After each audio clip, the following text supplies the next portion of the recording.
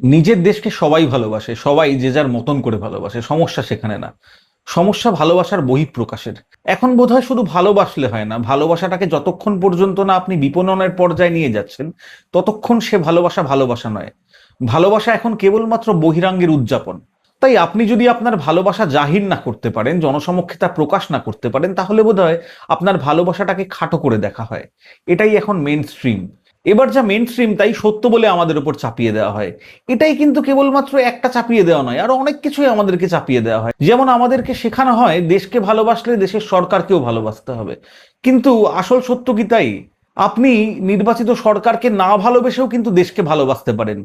এবং আমাদের দেশের প্রেক্ষিত দেখলে আপনি যদি দেশকে ভালোবাসেন তাহলে হয়তো নির্বাচিত সরকারকে ভালোবাসবেন না। আমরা ভুলে যাই, কিংবা আমাদের ভুলিয়ে দেওয়া হয়, what parliament does street can undo. আপনি একজন মানুষকে সারা জীবনের জন্য বোকা বানাতে পারেন, আপনি কিছু মানুষকে কিছু সময়ের জন্য বোকা বানাতে পারেন, কিন্তু আপনি সকল মানুষকে সবসময় বোকা বানাতে পারেন না। তাই নিদ্রিত ভারত তো জাগবেই।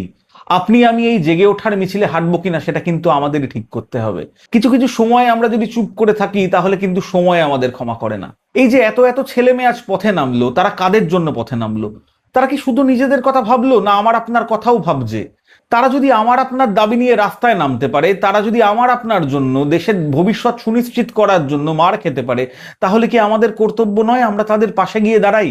আমরা যদি মানুষ হই তাহলে কিন্তু তাদের পাশে গিয়ে দাঁড়াবো, তাদের স্লোগানে গলা মেলাবো। আর যদি মানুষ না হই, তাহলে আর কি, যা করছি তাই করব, খাচ্ছি দাচ্ছি ঘুরছি ফিরছি এবং ধারাবাহিকভাবে অধঃপতনের দিকে যাচ্ছি।